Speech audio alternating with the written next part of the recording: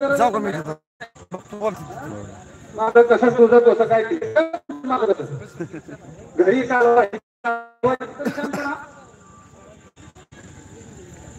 भोसले सरकारला सांगितलं. देव हात जोडून भोसले सरकार पुढे बसलं होतं आणि मग देव सांगू लागला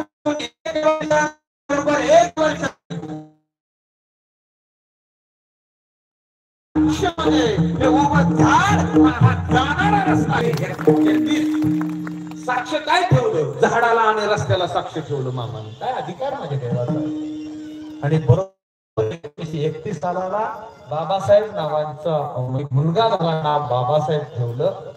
त्या बाबासाहेबांचा हौसाबाई बरोबर विवाह झाला. साल 1975 सालाला हौसाबाई आणि बाबासाहेब यांना मुलगा झाला. एकच मुलगा होता, नाव ठेवलं धैर्यशील.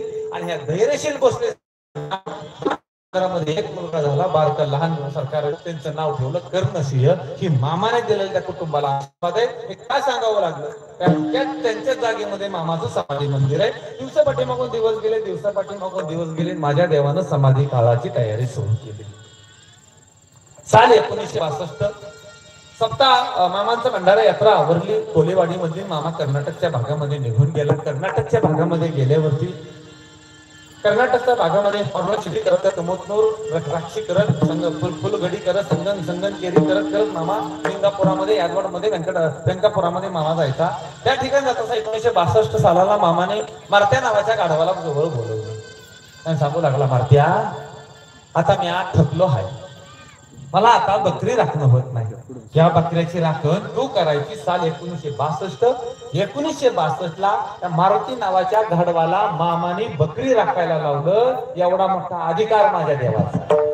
बकरी राखायला लावलं. आणि 1962 ला मामा कर्नाटकच्या भागामधून माघारी फिरून पट्टणपुळीची यात्रा करून आदमापुरामध्ये आले. मरगुआईच्या मंदिरामध्ये मामांचा तळ पडला. मामांचं विराट मरगुआईच्या मंदिरामध्ये आहे. आणि मंदिरामध्ये असल्यावरती इकडे लिंबाचं आणि पिंपळाचं झाड एकत्र होतं. तर पहाड बनवलेला होता. लोक त्या पहाडावरती बसायचे. आदमापूरला जर तुम्ही गेलात तर समाधान हॉटेल नावाचं एक समाधान रोडच्या पलीकडे बरोबर मंदिराच्या या दरवाजाच्या कमानीच्या पुढच्या बाजूला समाधान हॉटेल नावाचं समाधान आहे. त्या हॉटेलच्या जागेवरती ते झाड होतं. तिथं तो कट्टा बांधलेला, तो चौथरा, तो पहाड बांधलेला होता. मधून कच्चा रस्ता होता. आता उड्डण पूल झाला, तो मधून कच्चा रस्ता आहे. आणि पलीकडच्या बाजूला आज सरकाराची जमीन होती. मामा तिथे बसले. सकाळच्या वेळी गप्पा गोष्टी झाल्या. 6-7-8 माणसं होती बसले. सरकार तिथं आले होते. महारुद्रप्पा चौगुले त्या मामांच्या बरोबर होते. बोलता बोलता विषय काढला आणि मामाचं तोंड त्या म्हणजे आता मंदिर आहे त्या मंदिराच्या दिशेला होतं. मामाने सांगितलं, सरकार, अरे ही जमीन कोणाची आहे, हे माळ कोणाचा आहे र? सरकारने हा धरून सांगितलं, देवा, ते माझं माळ आहे हो, माझी जमीन आहे. काय झालं हो देवा? अरे सरकारा, तुझ्या ह्या माळातलं थोडं माळ मला देतोस का ग? सरकार म्हणलं, देवा, अवस थोडं का कशा पाहिजे विचारताय? समज तुमचं आहे देवा, घ्या की हो तुम्ही. हे सरकारा, अरे तुझं समज घेऊन मी काय करू? मी संन्यासी माणूस आहे, मला काय घेणं देणं तुझ्या? मला थोडं पाहिजे. तुम्ही मागता तेवढं घ्या देवा. मी तुम्हाला दिलं. आणि साल 1962 ला साधारणतः ऑक्टोबर महिना होता. कार्तिक महिना सुरू झाला होता. 14 ऑक्टोबर 1962 कार्तिक महिन्याची सुरुवात होती.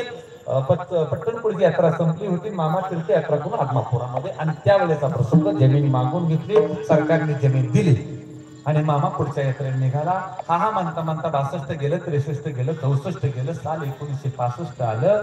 आणि 15 ऑक्टोबर 1965 शुक्रवार, अश्विनी, रोहिणी आणि मृग हे 3 नक्षत्र त्या दिवशी एकत्र होती. आणि पंचमीच्या दिवशी पट्टणपुळीची यात्रा भरली होती.